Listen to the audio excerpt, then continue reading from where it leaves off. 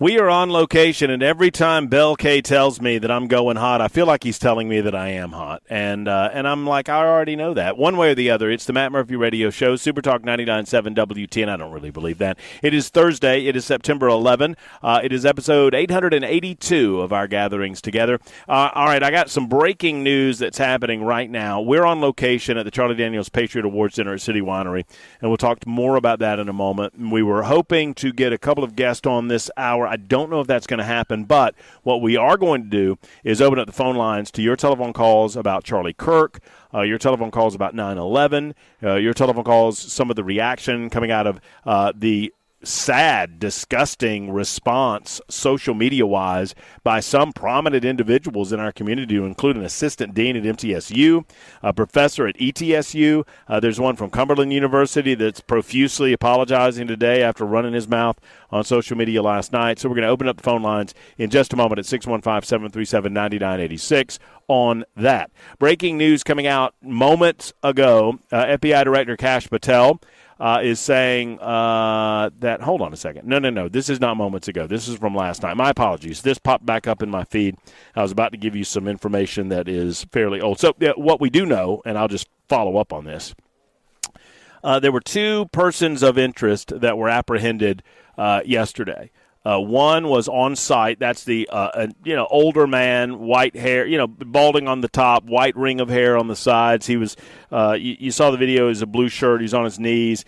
He was in custody. He was questioned, released. He was questioned based on some of the things he was saying in the aftermath of the assassination of Charlie Kirk. Secondarily, there was another person that was arrested in Provo, which is about 10 minutes away from the Utah Valley campus. That person had a long gun of some sort. And he was eventually questioned and released. Utah authorities have delayed a press conference regarding the investigation into the assassination of Kirk due to what they have referred to as rapid developments in their investigation. The press conference was originally scheduled to begin 12:45 local time. Utah's Mountain Time, so that would be 1:45 Middle Tennessee time. The Utah Department of Public Safety announced the change about an hour before the briefing was to begin. They said, due to the rapid developments in our investigation, we will suspend this. We will release an updated time later, and they have yet to do so. And now it is 3:12 Utah time, 4:12, obviously, Middle Tennessee time. So other than that, what we have learned is that the assassin has been described as, quote, college age by officials from the FBI and the Utah Department of Public Safety, that they're looking for someone along those lines. Officials have recovered what they've described as a high-powered bolt-action rifle and have obtained their words, good video footage of the shooter who jumped from a building and fled off campus into a neighborhood, leaving behind at some point this bolt-action rifle. If it is of the sort, I don't know, several of you on social media and some of you on the Super Text line have indicated that we have, I'm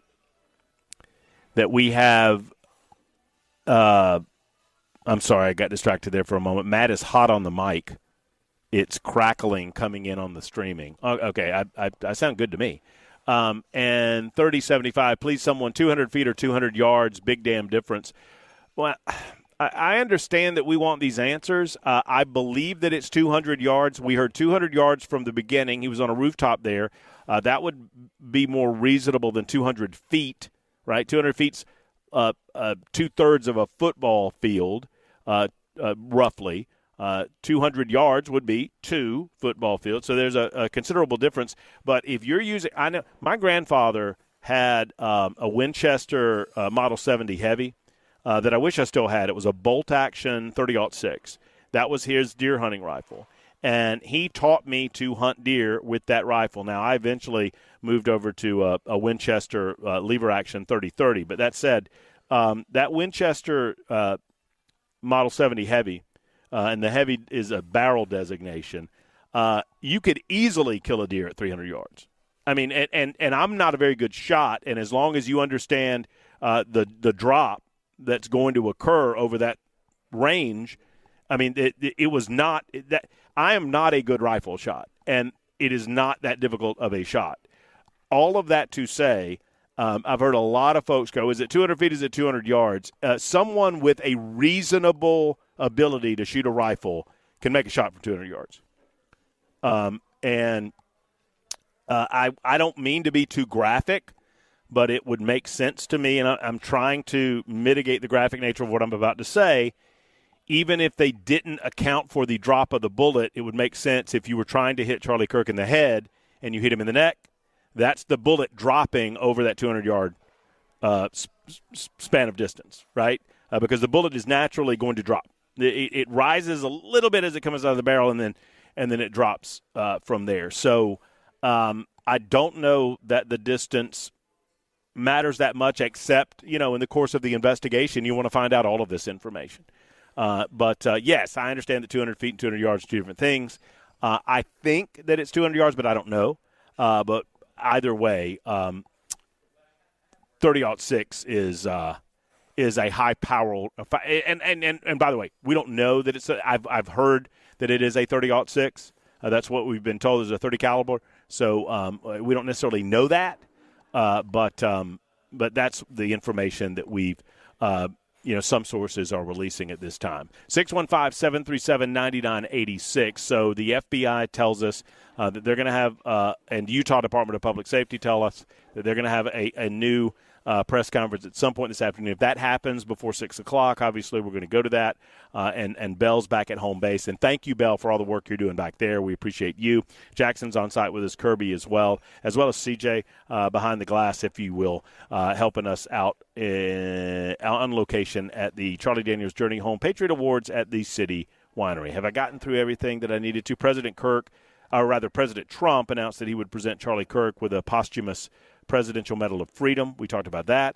I mentioned in the first hour, too, that Congressman Andy Ogles has nominated Charlie Kirk through Congress for the Gold Medal Award, which is the congressional version, if you will, of the Presidential Medal of Freedom.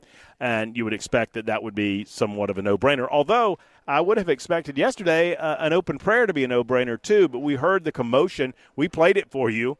And, there was a background F-bomb going on back there, and I don't think anybody heard it when we played it live, or it was almost live. But, yeah, and it was – so what happened yesterday on the floor of the House of Representatives, there was a call for a silent prayer, and that went off fine. Everyone got quiet, and there was about a 30-second silent prayer. And then someone, and I want to say it was Anna Paulina Luna, said, can we have a spoken prayer, please? Spoken prayers, she said something along the lines of spoken prayers are more powerful than silent prayers. And then the Democrats started objecting to a spoken prayer. And that's when all hell broke loose because there were people going, well, we didn't have a spoken prayer for these people or those people. And somebody threw out a couple of F-bombs. And I mean, I'm just fascinated that we couldn't have a singular moment where the House of Representatives did not come together with the expectation that we could say a prayer for somebody that just got politically assassinated. This was a political assassination. Do you know the last time that a political assassination was successful on American soil? Well, it was Robert F. Kennedy. Robert F. Kennedy about a month or so after MLK. It was the summer of 1968, spring and summer of 1968. April 4th of 1968, MLK at the Lorraine Motel in Memphis, Tennessee, was assassinated by James Earl Ray. And then just over a month later, RFK was assassinated by Sirhan Sirhan in California after announcing his candidacy for president of the United States of America. 1968. 68, 78, 88, 98, 08. What? That's over 50 years. I mean, that's 57 years. And while Charlie Kirk was obviously not an elected official, well, Martin Luther King was not an elected official. At the time, Robert F. Kennedy was not an elected official. He was a candidate for the presidency. Now, obviously, there was an attempt on Donald Trump's life. But as Chris and I were talking last night, and this last thing I'll say before I get to a couple of your calls, it feels different, and it's not just because we're in the free speech business. I mean, I think by extension, all of us as Americans are in the free speech business, right? All of us. But it is how I make my living. And so I default to freedom when it comes to your ability to express your opinion without fear of reprisal from the United States government. But in a way, I mean, as awful and evil and horrific the possibilities in Butler, Pennsylvania last year of candidate Trump being assassinated. One, he was not. Thank God he was not. And I say that literally and figuratively. Thank God he was not assassinated. But you understand it more. You know, you don't understand the madness. You don't understand the psychotic nature that would go into someone willing to pull the trigger and kill someone like that. But he's a leader. He can make law, or he can facilitate the Congress to make laws of his choosing. He can sign executive orders. You know, he had 4 years as a president that people could vehemently disagree with. That's one thing. You can understand over the arc of history why assassins would want to kill political leadership. Charlie Kirk was a guy that was expressing his heartfelt opinion on college campuses, right? And it was an opinion that many of us might disagree with. I mean, CJ and I were talking about it earlier, that, you know, and we were coming together with this, that, you know, while we might disagree on these issues and we might have robust debate on these issues, this idea that you would step forward in terms of political violence, whether it was, I mean, the violence that happened in Minnesota has come up with I think it was the Speaker of the House of the Minnesota State Assembly and another member of the body, a senator, killed in cold blood. Now, we didn't know those people. They're not prominent in our neck of the woods in terms of, you know, but it doesn't matter. It doesn't matter. It is unacceptable. And we haven't heard a damn thing about that guy since he was arrested with that weirdo mask on. You know, he had the weird mask when he went to the door and whatnot. So we need to get to the bottom of that. We need to get to the bottom of this. And obviously the first step in doing that is finding the assailant. So saying all that, I got Mike, I got Jerry, I got Regina, Malachi, and Cameron on the line. So you guys hang in. We're going to get to your calls momentarily right after this short timeout. It's 21 after the hour. Super Talk 99.7 WTN. Yes, sir. Thank you, Mr. Ken Weaver. Ken Weaver's back at home base. Matt Murphy on location at the Charlie Daniels Patriot Awards dinner happening tonight at City Winery. I hope you're coming out, and if you are, come see me. Say hello. I'd love to shake your hand and say hello to you. I want to say hello to you on the phones right now at 615-737-9986. A lot of folks wanting to talk about 9/11, wanting to talk about yesterday's events, the tragic nature of the assassination of Charlie Kirk. We will start with Mike in Old Hickory. Hello, Mike. How you doing, Matt? Good. Good. You know what? You and I have disagreed in the past on certain things, but this one, we're on the same page. We're at a tipping. Well, we are at the tipping point, not coming to it. This kind of thing has got to stop, and the only way we can stop it is we've got to go and get people in office, not violently, but get people in office who are going to do the right thing. And that means we've got to go and vote people in the right thing. What happened to Charlie Kirk, to me, was my tipping point. These people are evil. The Democrat Party, and I'm going to say it, the Democrat Party is evil. They are the descendants of Cain. And so I am so mad now that I wish the vote was tomorrow. But I know it can't be till November of 2026. But right now, enough is enough. You can go look back at all the history of Republicans, conservatives, call them what they will, but God-fearing, Christian-believing people are attacked by the left, the Democrats, the socialists, the communists, and that's who they are.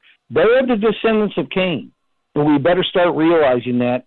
And the only way we're going to get rid of it, really, without using violence, is in November of 2026. Get out in droves and throw them all out, including I would on say, the notes.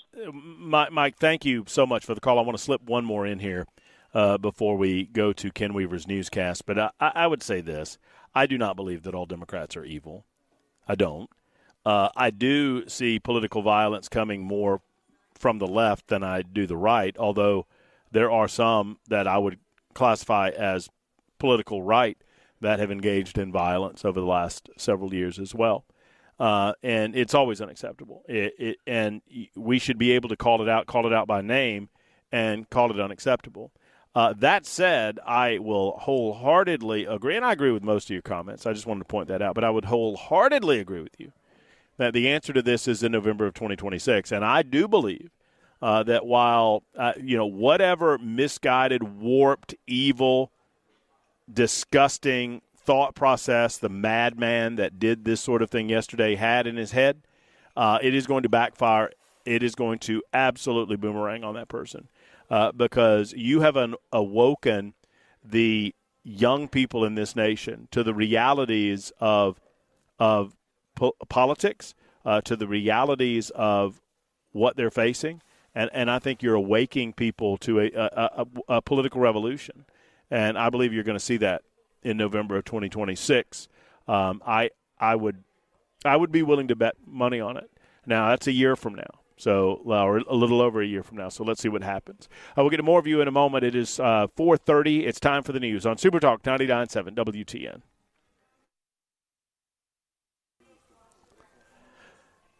Super Talk 99.7 WTN. It is the Matt Murphy Show. We appreciate you being with us. So for those asking, unspent rounds found inside the rifle that authorities believe was used in the assassination of Charlie Kirk were engraved with transgender and anti-fascist writing, or Antifa writing. That, according to an internal law enforcement memo that was obtained by the Wall Street Journal. I think Steven Crowder got his hands on it as well, and the Wall Street Journal obtained a copy of it too. The weapon, which authorities described as a high-powered bolt-action rifle, at a press conference this morning, was found wrapped in a towel with 3 unspent rounds of ammo inside. The Journal reported all 3 rounds had writing engraved on them. Kirk was answering a question about mass shootings when he was fatally shot. The suspect remains at large, believed to be college-aged, and was able to blend in to the campus community after leaving the weapon on campus. Robert Bowles, who is special agent in charge for the Salt Lake City field office, said in a press conference that was the case, and they released a photo of someone of quote-unquote interest this afternoon, which was taken from a video the Bureau obtained asking the public for help in identifying the individual. This is a person in a dark-colored shirt, looks to be almost a black shirt, with a design with an American flag and something looks to be on the American flag. It might be a weapon, a gun of some sort. And then he has a hat on and sunglasses on, dark-colored hat, and obviously dark-colored sunglasses. So that's where we are in terms of apprehending the suspect. Find out where you are on all of this as we turn back to the telephones. And let's go to line 2, Bell. Jerry is in the borough. Hey, Jerry. Hey, Matt. I have a question, and I'll make some comments if that's okay. Do you think that this would happen if it was a different Republican as president? I think it's impossible to say. I think that there's a reason that we talk about Trump derangement syndrome amongst our liberal or Democratic friends quite a bit. I think he has managed to break them in a lot of ways. I think he's managed to radicalize mainstream media to their narrative in a lot of ways. In other words, they're not even bothering by trying to be fair-minded in terms of presentation of the news anymore on certain networks, most of the networks, frankly. And because of those factors, I think it's impossible to say. I doubt it. I mean, just my instinct tells me I doubt it. See, I don't think so either. And the reason why I say that is the cooling down needs to come from the left, and it's not. They're just going farther and farther to the left.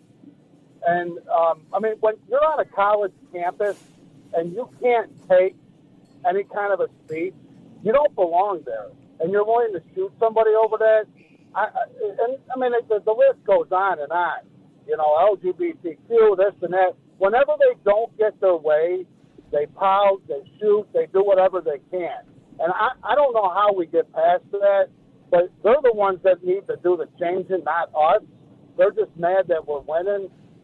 I don't see it happening regardless of who's president. And that's why I asked that question. It's not just about Trump, although he is the leader right now, but it's not. They can't stand losing, and if they don't get their own way, they're gonna do whatever they have to. It's communism 101. Well, they are certainly demonstrating that they're willing to go that next level toward political violence, and I've seen that repeatedly over the last several years. And it is, I mean, for those of us as libertarians or conservatives or Republicans, however you want to identify yourself. And thank you for the call, Jerry. I'm going to move on to somebody else. But for those of us who do this for a living, it occurs to me that so often, I mean, anytime I find this happening on the right, it is universally condemned.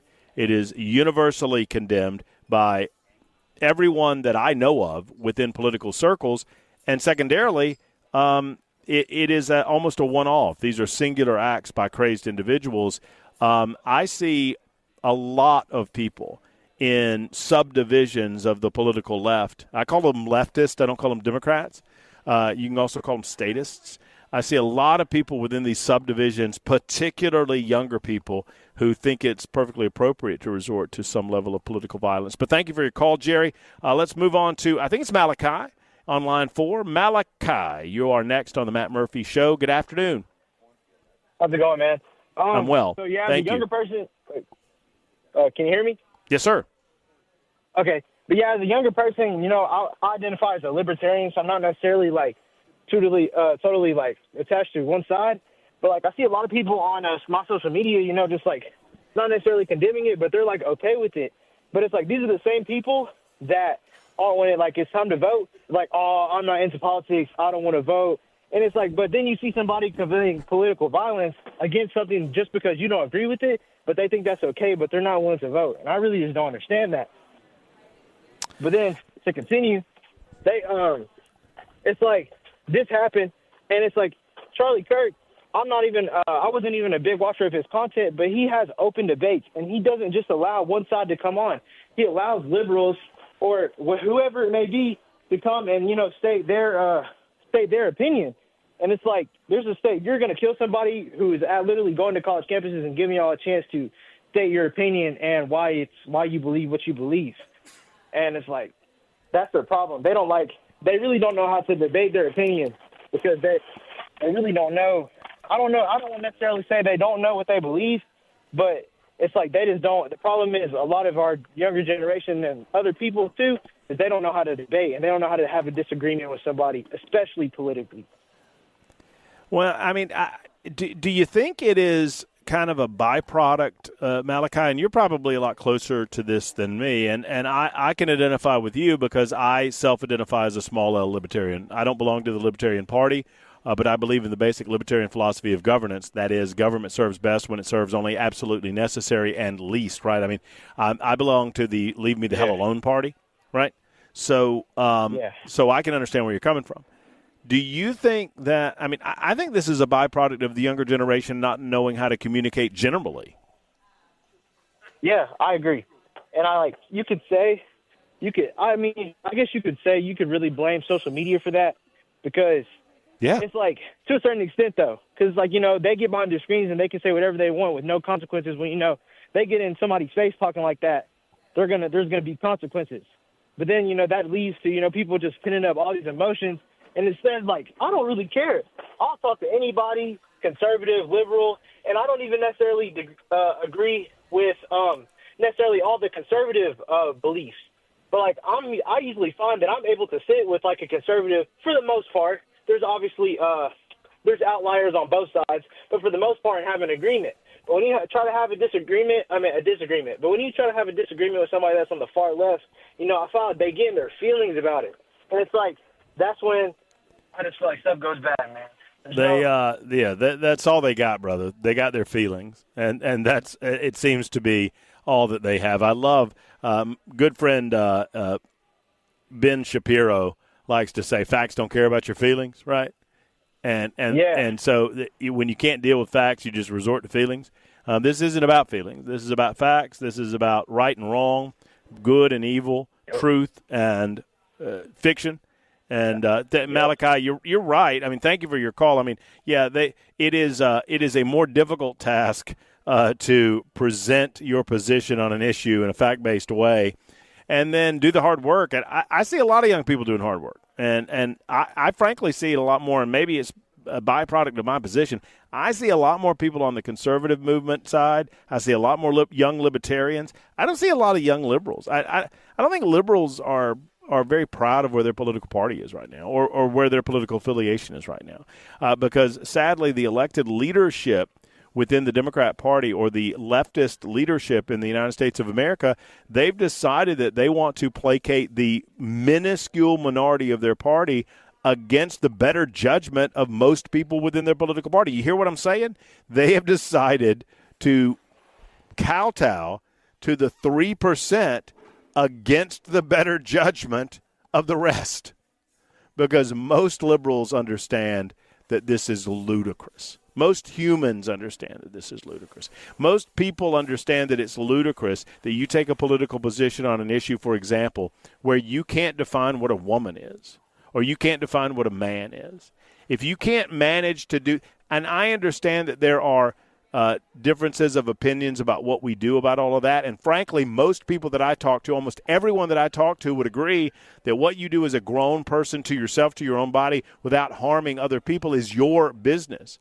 But on this particular issue, for example, if we are to learn that this person had some sort of transgenderism issue on their minds when they shot and killed Charlie Kirk, my goodness gracious. What, you're taking a life because he had a different position on that issue than you, that he challenged people to define what a woman was? He challenged people on basic biology? Come on.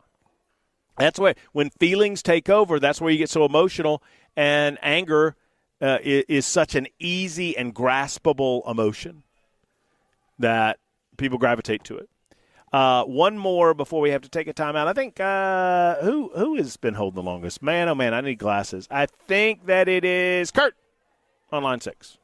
That's who we're going with. Kurt, good afternoon.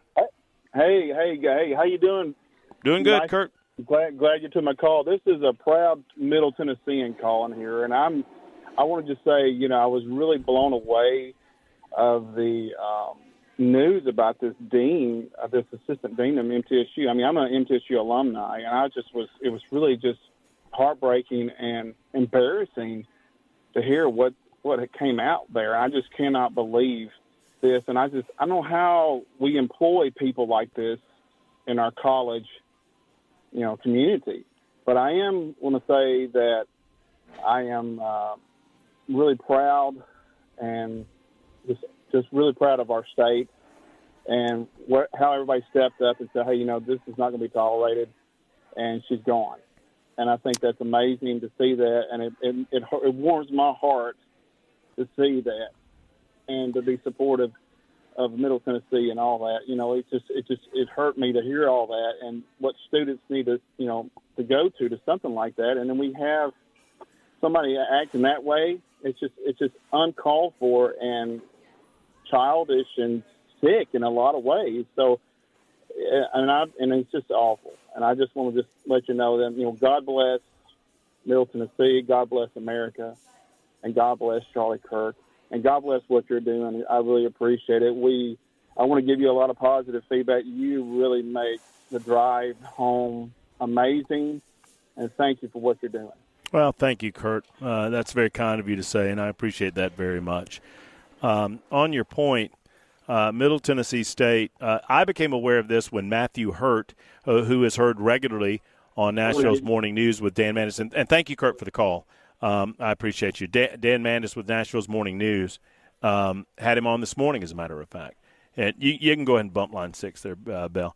And Matthew was on this morning. He's going to be on with us tomorrow afternoon at about 3:15 to talk about, generally his thoughts on all of this, and more specifically, his effort to make sure that people were aware. He was the first one on social media that made me aware that the assistant dean of students, a woman by the name of Laura Sosh Lightsey, SOSH-LIGHTSY, was online, touting her, role as assistant dean at MTSU, and number 2, saying that Charlie Kirk got what he deserved. I mean, she said, and I quote, "Hate begets hate, no sympathy. You get back what you put into the world tenfold." And so that type of celebration is just not going to be tolerated by MTSU. And look, once again, nobody's arresting Laura Sosh Lightsey. No one's putting her in jail for what she said. No one's putting her in jail for what she believes. Sadly, awful, gross, disgusting people, they have rights in America too, right? And I don't say sadly, I say, it's important. It's important that unpopular speech, we protect unpopular speech in the United States of America. The answer to unpopular speech is more speech, not less, always more. But that does not mean that you get to say anything you want and get away with it. Matt Murphy is bound and governed by certain rules of the road when it comes to representing Cumulus Broadcasting. Cumulus Broadcasting is a company that is publicly traded, privately owned. I guess that's right. I might have the wrong, one way or the other. If I do something that my higher-ups believe does not represent the company that I work for, they'll fire me. I don't have a right to this job. I have a right to free speech. I can go on the street corner and say whatever I want. So, 54 after the hour. Super Talk 99.7 WTN. Quick timeout. Back after this.